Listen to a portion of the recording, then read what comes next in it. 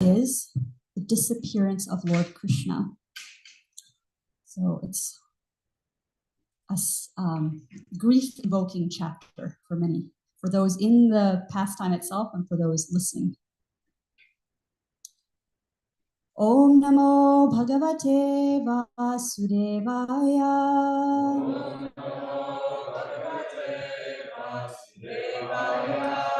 Om Namo Bhagavate Vasudevaya.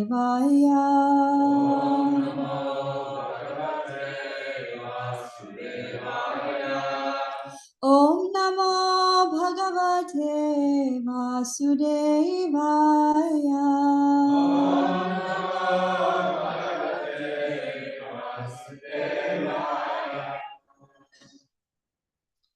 So I'd like to ask you to have your microphones ready. We'll take turns, since there's several texts here, we'll go back and forth and take turns with the text. I'll read the first one.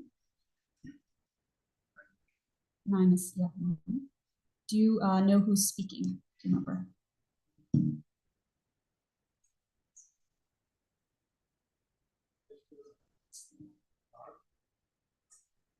Yudhishthir to his younger brother Bhima. Yeah. Yeah, so text number 9. From him only, and who's him with a capital H? We know that, right? So it's a giveaway, right? It's a capital H. From him only, all our kingly opulence, good wives, lives, progeny, control over our subjects, victory over our enemies, and future accommodations in higher planets have become possible. All this is due to his causeless mercy upon us.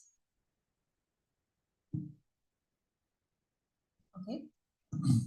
Just see, O man with a tiger's strength, how many miseries due to celestial influences, earthly reactions, and bodily pains are very dangerous in themselves. All very dangerous in themselves, are foreboding danger in the near future by diluting our intelligence.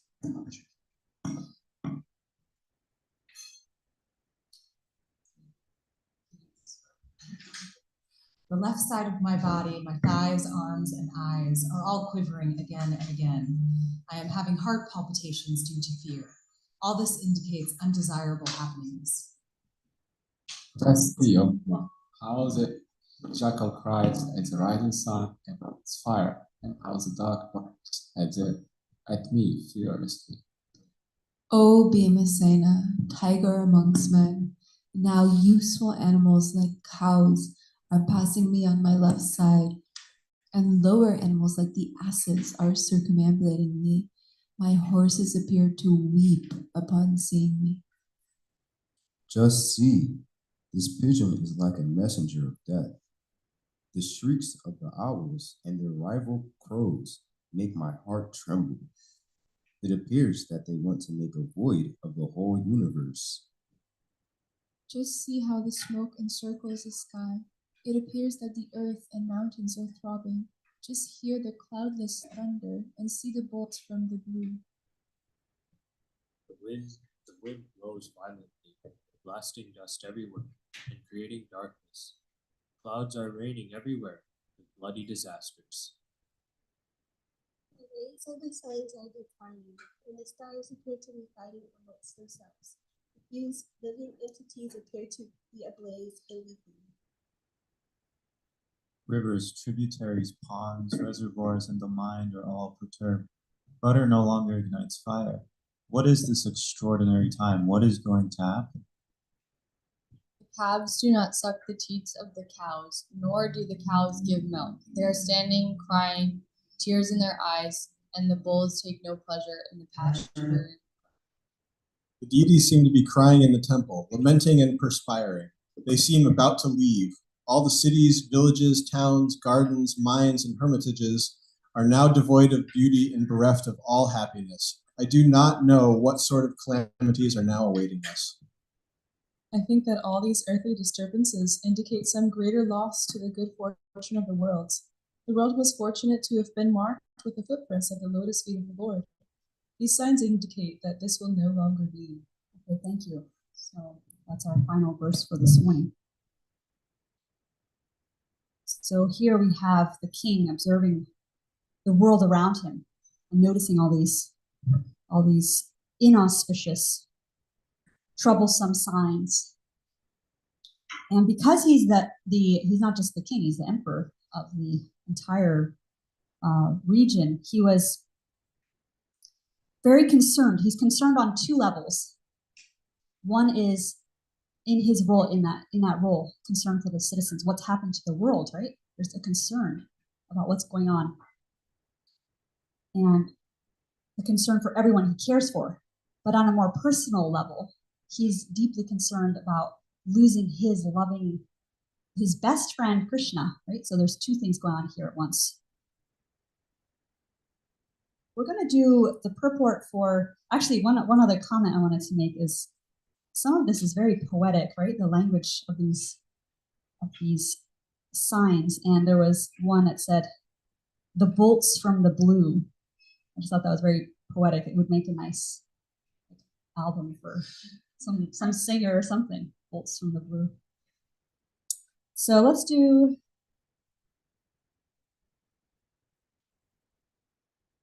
text 11. And I'll read you the translation so we know what we're seeing here. The left side of my body, my thighs, arms, and eyes are all quivering again and again. Do you remember another situation where someone was trembling? Arjuna and Bhagavad Gita. I'm having heart palpitations due to fear. You know, if any of you have ever been in a place of a lot of fear, you notice your heart starts to pound and it's like, whew, it feels like it could jump out of the chest, right? All this indicates undesirable happenings. Okay, so we'll do the Sanskrit. Urvakshi bahavo mayam. Spurantyanga puna punaha.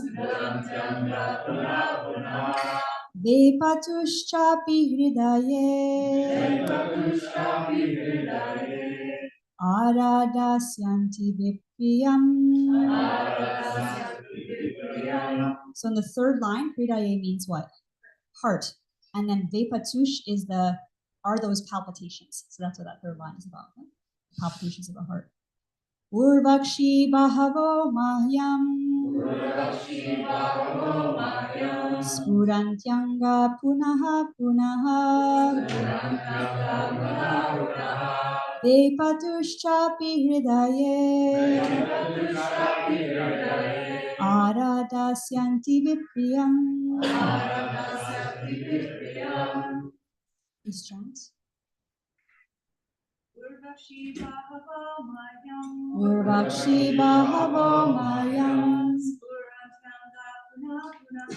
Spurantyanga puna punaha.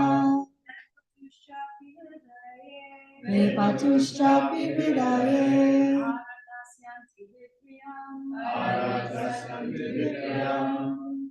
Urvakshi bahavo mayam. Uranti anka puna punaha. Vepatushchapi hridaye. Aradasyanti vipriyam. Thank you. Let's do the word for word together. Uru, thighs. Akshi, eyes. Bahava, the arms.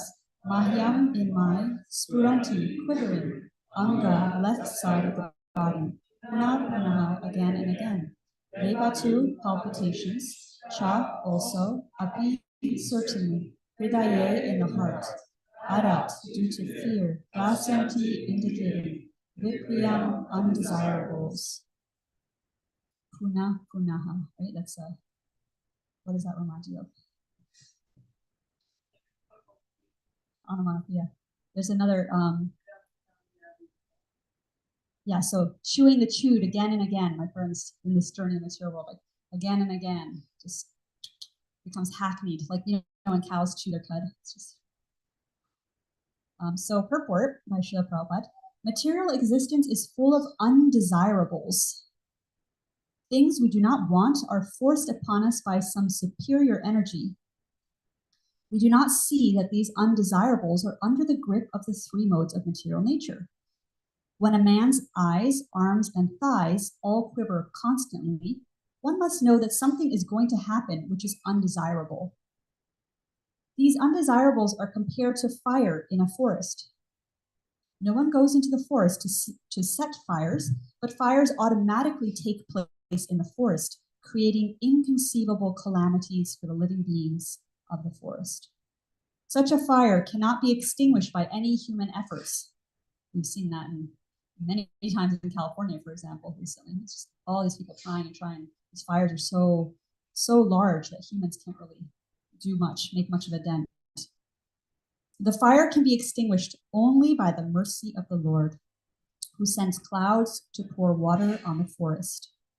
Similarly, undesirable happenings in life cannot be checked by any number of plans. Such miseries can be removed only by the mercy of the Lord, who sends his bona fide representatives to enlighten human beings and thus save them from all calamities.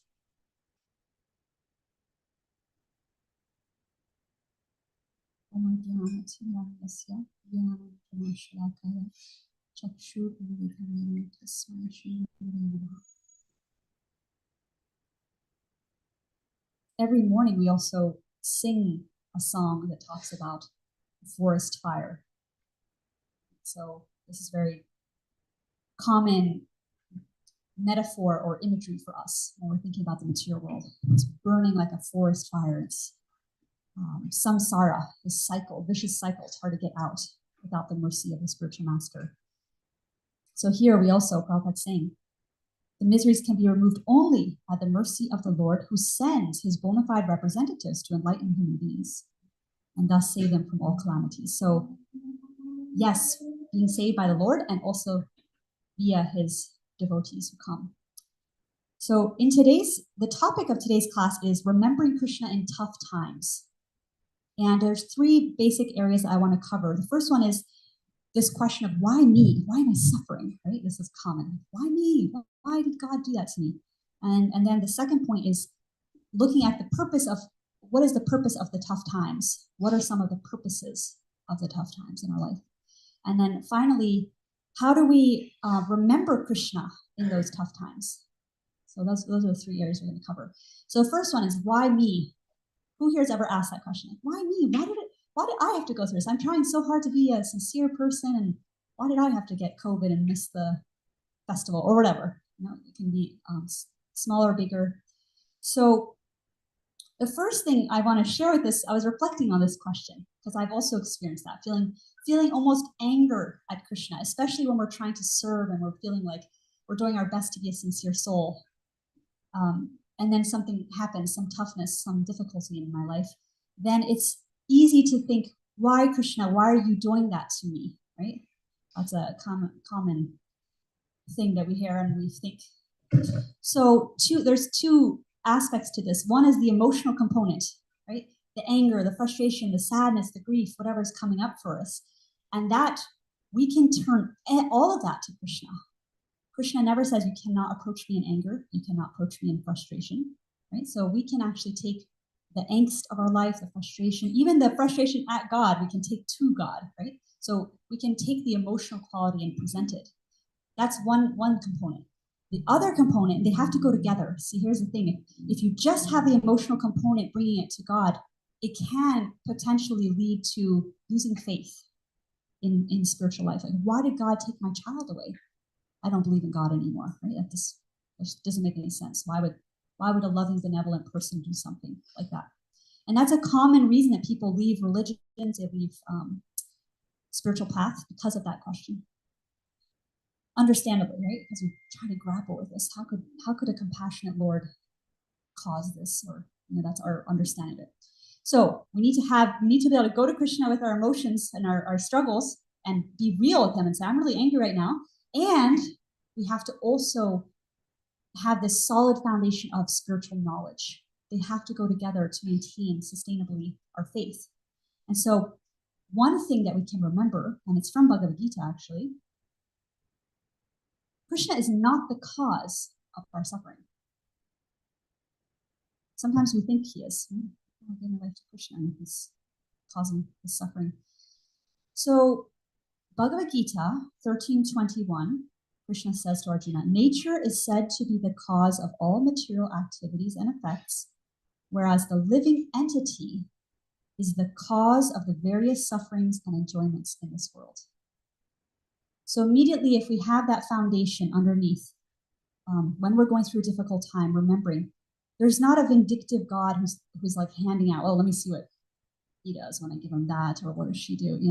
It's that we chose, or with our free will, we chose to be in a world where we do cause, we are the cause of this suffering, enjoyment, right? With our wanting to be separate from Krishna. And so the living entity is the cause of the various sufferings and enjoyments in this world. So immediately then we think, okay, when I have this spiritual knowledge, and there's many other verses in scripture that we can go to when we're struggling, we can recognize actually Krishna is not a malicious person who's doing something to me. Instead, what it is when a devotee surrenders to Krishna, then Krishna takes responsibility on how that suffering is, the suffering that was already due to me, just by being in this world and having caused suffering to others, right? It's due to me. We all are part of this samsara cycle. It's already coming to me. Krishna is not causing it, but he is directing it so that he helps us. He has his personal hand in the devotee's life, giving the suffering that he knows will help our journey towards him, or shifting it slightly, or creating a situation where we have devotees around us when we're suffering, various things like that. So Krishna's hand is there, and he's also there with us throughout the whole journey. So we're never left alone. We're not forsaken. And that's the other thing people say, where is God in all of this, right? I feel forsaken.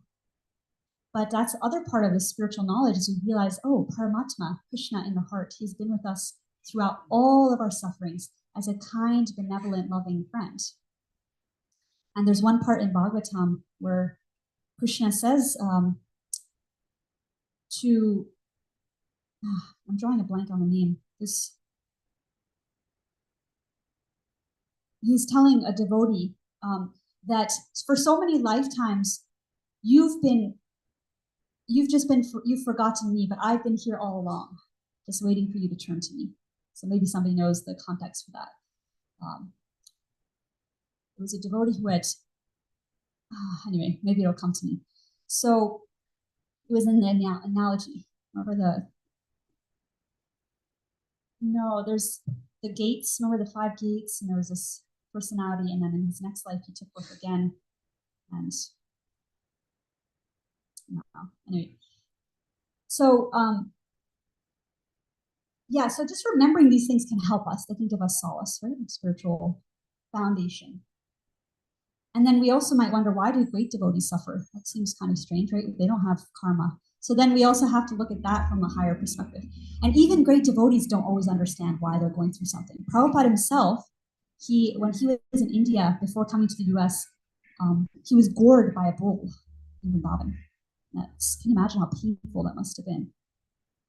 And Prabhupada told the devotees that at the time I didn't understand why Krishna did that to me. But later on, I understood the meaning of that. And he didn't elaborate, so he didn't tell us the purport of his internal realization. However, he was sharing that, with time, Prabhupada got an understanding of Krishna's mysterious ways Krishna works in our lives.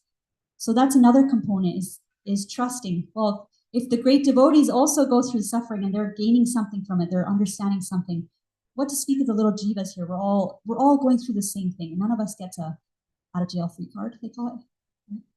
We're all going to go through it. We just have to look for Krishna's hand in it and the lessons. Another example is the gopis of Vrindavan. When Krishna suddenly disappeared, they were all together. They were happy. They had run to Krishna when he called them on his flute. So here we are. We dropped everything. We left our boiling pots of milk on the stove. We left our husbands eating their dinner. They just ran out with helter skelter. They gave up their concern for status and image. They set themselves up to potentially be shamed by the society, right? Just leaving in the middle of the night. So they dropped everything for Krishna, and then suddenly Krishna disappears on them. So they could be like, why Krishna? Why'd you do that to us? right? But we find that the great devotees in that context, those great devotees of Krishna, the gopis, what they did, instead of just groveling and thinking, why did Krishna do this to us, and just like fuming in that, what they immediately did is together they started to recreate his pastimes. They started to revel in remembering him. So that coming together, it enhanced the love of them by Krishna disappearing. Suddenly they're all directed inward to each other, growing in their relationship because of that missing of Krishna. So Krishna's, and Krishna does many things at once. So there's not just necessarily one reason he does something, but that's one of the things, is that he brings devotees together through suffering. We can help each other. We come together, like hurricane time, right? Like there's one hurricane, what was it, 2017? Something like that, where you boarded up all the windows in the, Bhakti Center. And then, or not the Bhakti Center, the Bhakti House. And then everyone was just doing kirtan. It was like really nice and compact. And there's an extra intimacy in that suffering, right? It's like, ooh, we're all a little aware of our vulnerability right now. We could die any moment. So there's a closeness that happens, like devotees in bunkers, right? Or in war zones. These devotees, they've been in Ukraine and Russia. That there's been devotees in that for the last few years in that space, coming together, really chanting more intently. So that leads to the question of, what is the purpose of suffering? Like, what is the purpose of what are some of the purposes of the tough times? And I'd like to ask you first, what do you think, what comes to you when I ask that question? What is the purpose of suffering? And we know the basic reason is that we're in this world where that's a part of it. But what are some of what makes it meaningful? Why do we suffer? What are some of the things that we get from it? Yes, Maya. Hare Krishna. I feel like I'm not as comfortable speaking as like a bigger picture, but I can speak personally. For me, the suffering really helps me to ground in deeper into my japa practice and connecting with Krishna. That, these challenges and me feeling lost is a reminder, like, yeah, you are lost in the material world. But they're all, as you were saying earlier, directing us. Krishna is directing us to turn back to him through the challenges. Nice. So you're using your japa as an anchor in that, the turbulence. If you think of it, like, I'm just seeing the tree behind you, it's like the wind is blowing right now, right? The leaves or everything's thrashing around in the wind, but then we have the opportunity to anchor down to Krishna in that turbulence. Yes. It comes to me, it's a lesson, and it's also correction of our mentality. Sometimes we suffer, we maybe hit our head on the wall or something like similar. Then that, oh, actually, yeah, I'm not being respectful my whole day. And then the end of the day, you hit the wall, and it's like, oh, that was the lesson. We have some boom, and then like, oh, Krishna teaching me something. And then I ask this question, and then get the answer that actually you have to improve. So I missed the last part. What was the last part?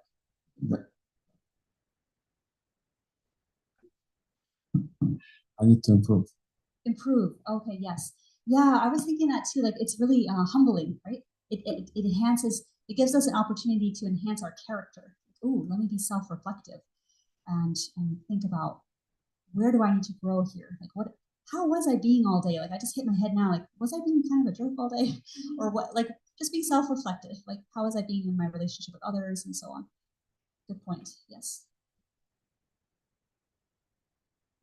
Suffering seems to bring us deeper and deeper and deeper into spiritual life.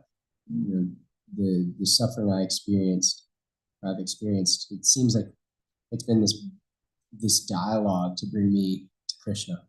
Like, even the things that I look back and in the moment, there was no way I was going to be able to conceptualize that as special mercy then. I look back at the play-by-play, and it's like, wow, that I was deep in the mud. And in that moment, there was no way of seeing through, though here, looking back, it's all special mercy.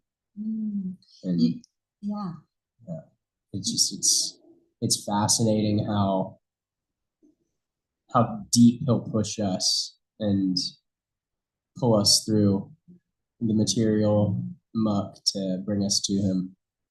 Right. Yeah. So that feeling of being in mud, like, I can't move, and then something dramatic had to happen in order to be able to unstick you from that. I also love the point you raised about in retrospect, you were able to appreciate what happened. So sometimes in the moment, we don't know why, like Arjuna sitting there on the battlefield, like, why is this happening? I don't want this to be happening, like not fully seeing the greater picture. And so similarly for us, right, what to speak of us, we don't always know what's going on. Why is this happening to me now? Why did I just lose all this money? Or why did I get sick? Or why did this person break up with me, right? All these questions. So in the moment, we don't necessarily have the answer. But looking back, if we're thoughtful people and if we're reflective, we can actually look back and see Krishna's hand in earlier events, and that deepens faith as well. Yes. Something that I find for me is that I've never dealt with a suffering in my life that I haven't made it through. And especially since coming into Krishna consciousness and practicing spiritual life, it's like, oh, I've lost so much money and I've lost relationships and I lost my mental health, I've lost my physical health, I've lost so many things. And I'm personally experiencing, it's like each time I go through a period of my life where there's just intensity and suffering and challenge, it's like I make it up the other side. Oh, I thought I was finished. Because it's like an existential crisis. I'm perfectly safe, I'm perfectly supported because Krishna is always supporting me, and I'm this powerful Jiva soul connected with that infinite soul. But mentally, oh no, this is the end. Like once I lose this money, my life is over. Once I lose this relationship, my life is over. Once I lose this job. And so just reflecting on that and just feeling stronger and stronger and also further and further supported by Krishna. And also with each suffering, kind of getting that lesson more and more, like, oh, as long as I lean on that ground of support, that spiritual support of Krishna's presence in my life, there's nothing I can't make it through. I'm further and further convinced of that with every suffering that I make it through. Wow. Yeah, that makes me think about etching a line in stone, kind of, right? So with every suffering, it's like the faith deepens, that solidness of my trust in Krishna. And yeah, being able to know it, to start to feel that, yes, Krishna is by my side through all of it. It no longer shakes me like it might have in the past. So that's really a beautiful realization. Thanks for sharing. Anything else that comes to us, Chapa?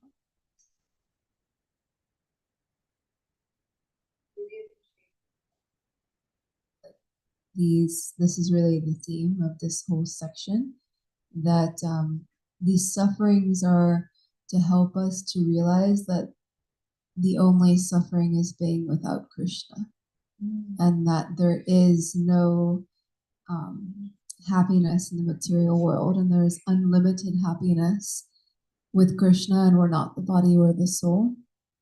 And I either now or at the end of class, I want to apologize that I was looking at my phone. I completely was listening to you, but I actually wrote a poem on these verses, and I found them, and it's on this theme. So either now or maybe at the end of class, I could read them. Yeah, that'd be great.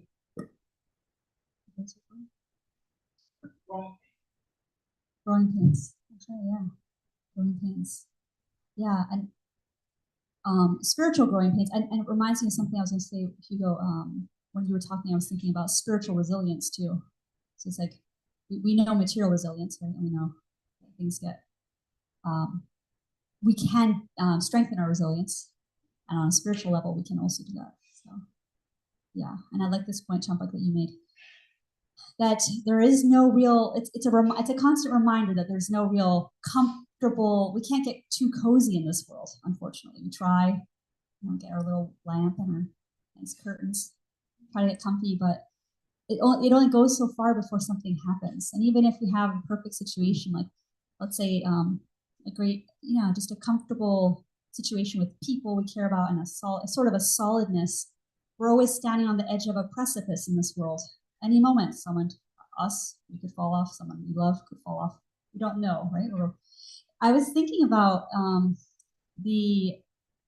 especially when we're younger, sometimes death can really shock us when it's a peer, someone like also younger. We don't expect that.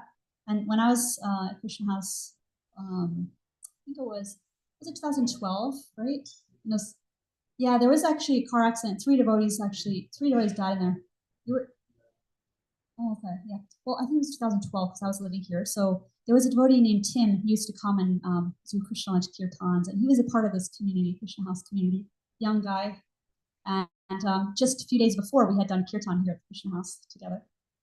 He's a really beautiful singer with harmonium and really heartfelt kirtan. And I remember we were also shocked by that news, like, oh, because it's so sudden. There's no like, oh, he's diagnosed with something, we have time to wrap our head around it. It was just, he's gone, like car accident, yeah.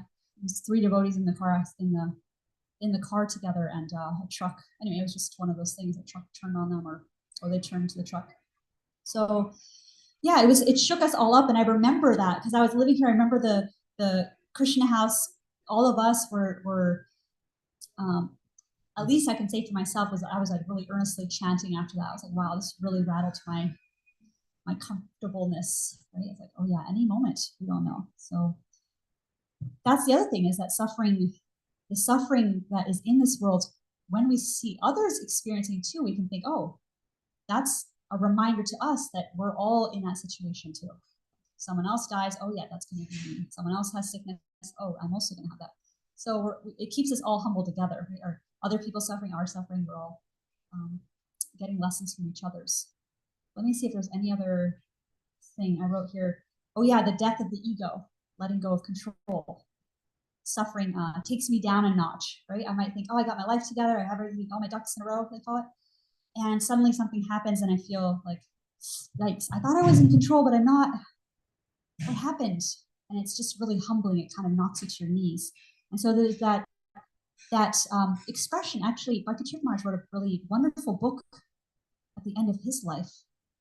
He had terminal illness, cancer. He was going through a lot of physical struggle there, and his body was just declining, deteriorating. He wrote this beautiful book called Die Before Dying.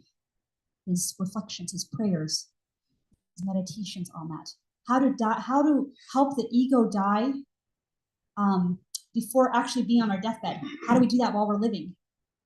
And so suffering, the tough times, those are opportunities. Those are actually blessings in disguise, because they help us to face the ego. Like, ooh, that really hurt when someone left me. Like, oh my gosh, what's happening inside? Let me look at that with the ego here. And how can I step into humility and tolerance and great, even gratitude in that hard time? Those are things to help us evolve into our real self. And then I also wrote here, surrender. When there's nothing and no one else to turn to, then it's an opportunity for that. And again, it's an opportunity to practice for death. Because at the end of the life, then we really actually, there's a purport. I think it's actually, let me just see, it's in this section. Prabhupada says, yeah, if one could achieve success without the sanction of the Lord, then no medical practitioner would fail to cure a patient. Despite the most advanced treatment of a suffering patient by the most up-to-date medical practitioner, there is still death. And then vice versa. Even in the most hopeless case, without medical treatment, a patient is cured astonishingly. So yeah, like we get that practice. I think for all of us, it's at least for me, I like to have little quizzes before the final exam, like in school, right? It helps. A teacher who's a little compassionate tends to do that more. The ones who are really harsh, they sometimes, you're just listening to lectures for the whole semester, and then you get like the final exam without any help, But the ones who they understand the student's mind, they go, here, a little pop quiz, or maybe not pop quiz, a little quiz. Pop quizzes are also hard. But those things to practice, so that when we finally get to the final exam, we're like, okay, I've been helped. I've been guided to this point, and now I know what to do. Yes. Did you say that quote? The one I just read? If anyone could obtain success without the Lord's mercy, then no one could cure any disease, something along those lines. Like the no. Yeah, it's actually, if you want to look it up, it's on text 9. We read it. It's in the purport there. So yeah, without the Lord's sanction, then no one can get well, no one can get and no one can get sick. So it's like that. Mare Krishna Rake Ke, Rake Krishna Mare Ke. It's a Bengali proverb. Krishna wants to kill you, no one can save you. Krishna wants to save you, no one can kill you. We used to sing it as kids. Krishna wants to kill you, no one can save you. Wow. There's a melody to it. Mare Krishna Rake. That's fine. We're probably like butchering the Bengali. Yeah. So those are some of the reasons for the tough times. And then finally, how do we remember Krishna in the tough times? So I just want to get to that too, like how to do that. So the first thing is that the easiest one is to start practicing doing it in the good times.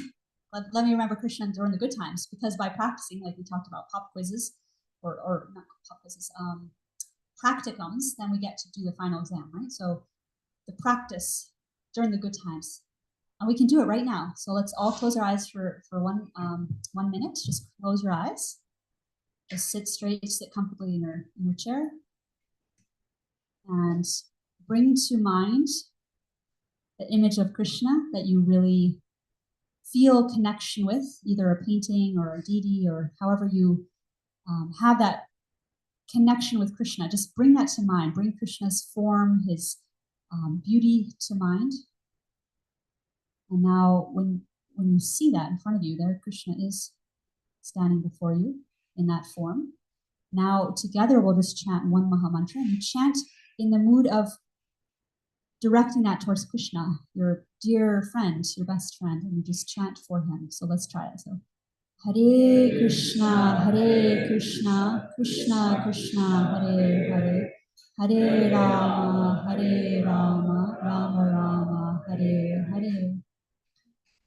So that was less than a minute. You can open your eyes.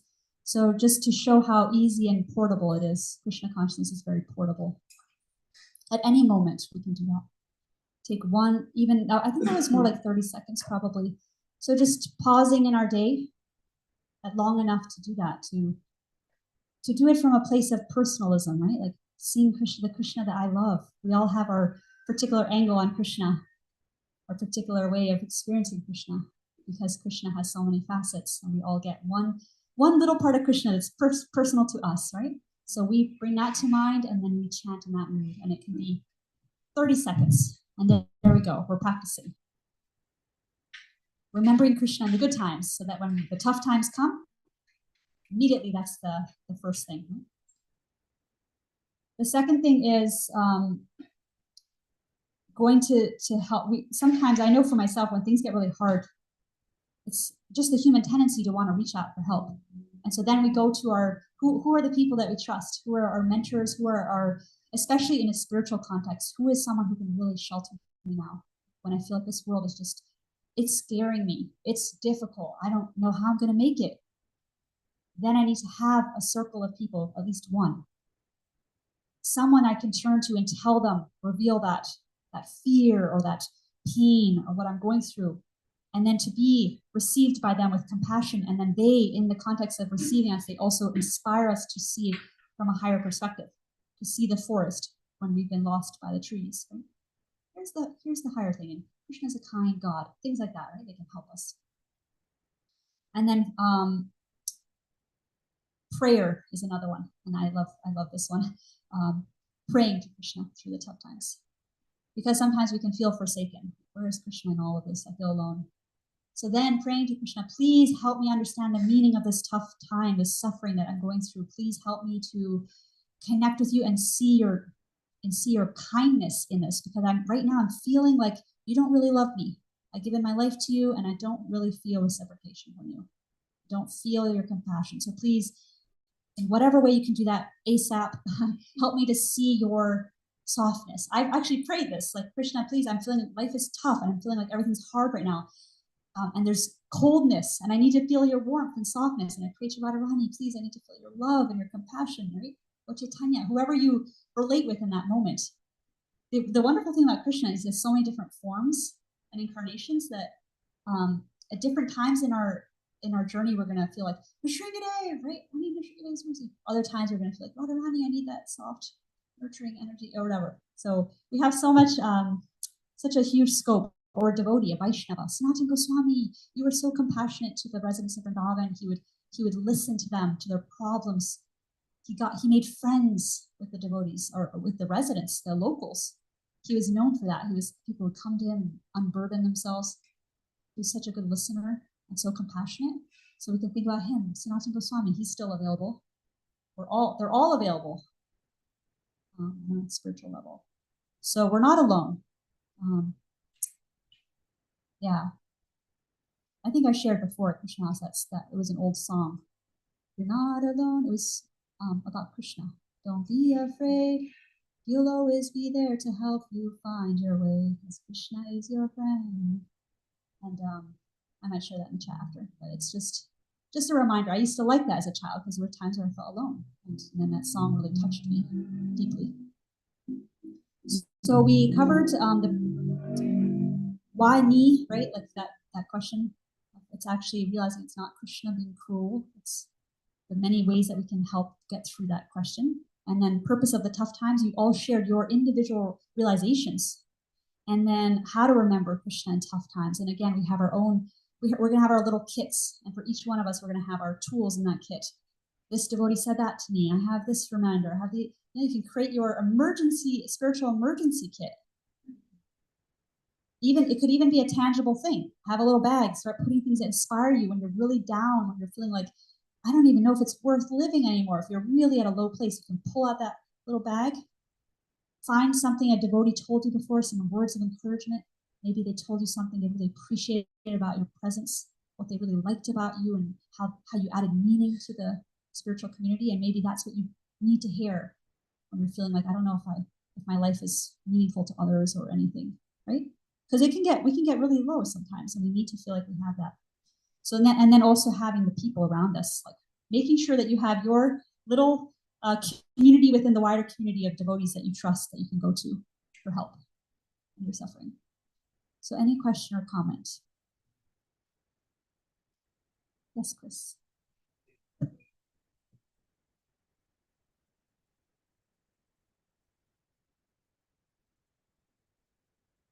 Thanks. I was wondering, just when we surrender, you said that Krishna takes control of our suffering to sort of help us come to him. How do we contextualize people that it seems like have surrendered and suffer and then like leave the association of devotees altogether, or leave the association of devotees because of devotees? Like how does it seems like their suffering took them away from Krishna? How do we think about that? Yeah.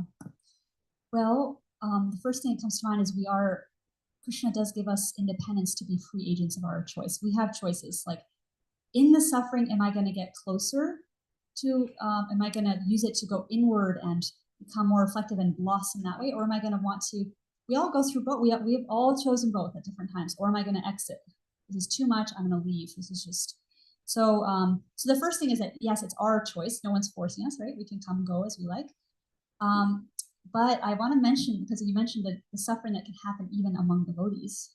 And that's actually a great tragedy. Right? We've seen that happen, where someone will come and they will be discouraged. Someone will make a comment. Their first time at the Krishna, not Krishna house, because we're not like that. First time at a temple, right? Someone will make some why are you eating with your left hand comment or something like that.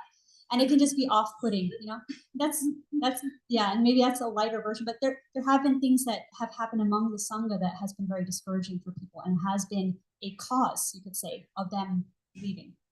So then we have to think, okay, each one of us is responsible to make sure that doesn't happen to another jiva who's coming into the shelter, into the fold. So let me, in my small way, and let us as a community make sure that at least here, anyone comes, we engulf them with love, and we show them Krishna's love through our way of interacting with them, so that doesn't happen. Because that is the greatest tragedy, for a soul to finally, after lifetimes and lifetimes, searching, what's meaning to all of the suffering, finally they come in contact with something that could help them, a philosophy that could deeply bring solace, and then they get turned off by the behavior of the devotees or the cruel words or whatever it is, how it manifests. So, yes.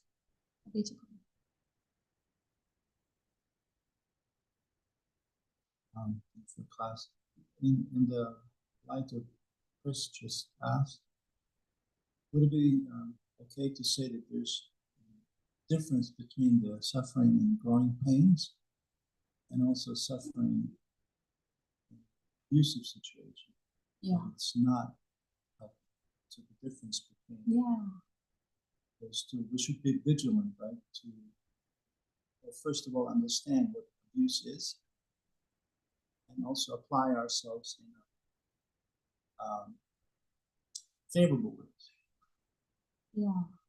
Yes, that's a good point. So being aware both for ourselves and others around us, is some of this just growing pains, like, oh, waking up early is hard, right? That's a growing pain. Or the different austerities that come with ashram living. There's some that are just, even the rock tumbler analogy, right? We bring a bunch of people together with different personality types. We're like, rock tumbler mode. And so we're polishing each other up, and it's growing pains. It's not easy. Communicating, listening, being kind when we're frustrated, when we're sleep deprived.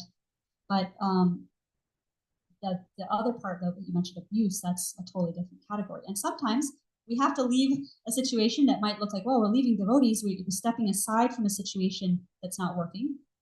However, we don't need to leave inside, right? Sometimes a person will leave a situation, but they continue to find, they have one or two people they can talk to, or they listen to lectures a lot, or like the devotees who were in Russia back in the day when they were torturing the devotees,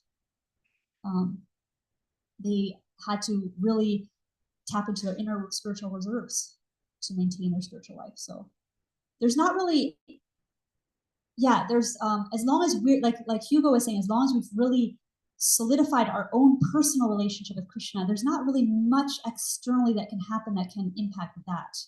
It can be hard, but if we keep focusing on my personal relationship with Krishna, then what others devotees do or say, it becomes less make it or break it for me anymore. But then, of course, also caring for our body and our mind and making sure we're not being abused is, of course, important, very important thing. That's true. On this question, I have so many thoughts, but I was just thinking about how, when Prabhupada left, the oldest person in the movement was like 34, maybe. Nanda was 36, maybe. And he was a senior devotee. And now it's like, and the whole movement was run by people in their 20s. So there's maturity that came with time. And I really appreciate Ravinder Sutri's lectures, Cure of Souls, because when people are in the neophyte stage, there's, like in the Cure of Souls, he talks about there's a strong sense of personal failure for various reasons. Everybody has their own reasons. But then because of that, because people might feel insecure, then they act in different ways, in three modes basically. And a lot of more passion is just, kind of like being unkind to other devotees or whatever. It comes out that way, or deflecting, or not doing your service, but looking at everybody else doesn't do their apparently doesn't do their service, even if we just sleep in or whatever. So there's just so many thoughts that it's still a very new religious movement. It's taken a long time for everyone to mature, and everyone's still learning their lessons. But one thought is that what you were saying and what Hugo pointed out, that really one has to go deeper in Krishna consciousness and really study Srila Prabhupada's books and really live it. One time, Radha Maharaj was speaking to us, and it was a small gathering, and he was saying, his reflection was that, and I feel like a lot of devotees have had this reflection, that after several years of seeing things that were done right or wrong, then they tried to do things the total opposite of what they had experienced. And so a lot of devotees went through a lot of hardships and saw a lot of things that weren't, just weren't healthy, because devotees were young and they were still figuring things out. So now a lot of devotees try their best to not be stuck back in the 70s or 80s how things were done, in the good old days, but actually do things that are healthy. Yeah, it's not a question of right or wrong, it's a question of what is healthy. You have to have a healthy organization, have a healthy society. It's just so many thoughts. But last thought was, I was speaking with Lokamatsu recently, and she was pointing out Mother Yamuna's example. And Mother Yamuna, she was front and center, especially when Prabhupada was there preaching in India and so forth. And then even in Prabhupada's time, the sannyasis, because they were the top order, the 30-year-old sannyasis, the best that Mother Earth has produced. So they were like, oh, who is this woman singing? And Prabhupada would always ask her, come lead Kirtan. And so he would always encourage her. And of course, after Prabhupada left also, then, in a sense, she was even more and more isolated or secluded. But she and the attorney Prabhu, they set up their home in Sharanagati, and she had this really strong relationship with Prabhupada and with Krishna. And we were just, we were just reflecting that, she's a great devotee, and so Krishna showed us an example how great devotee like that, and same happened to Prabhupada too, actually. I mean, his godbrothers really just didn't really appreciate what he was trying to do. He was trying to preach on his own, and nobody gave any support and so forth. They just saw him, okay, another person trying to do something, and at least not everybody thought like that, but that he didn't get a lot of support.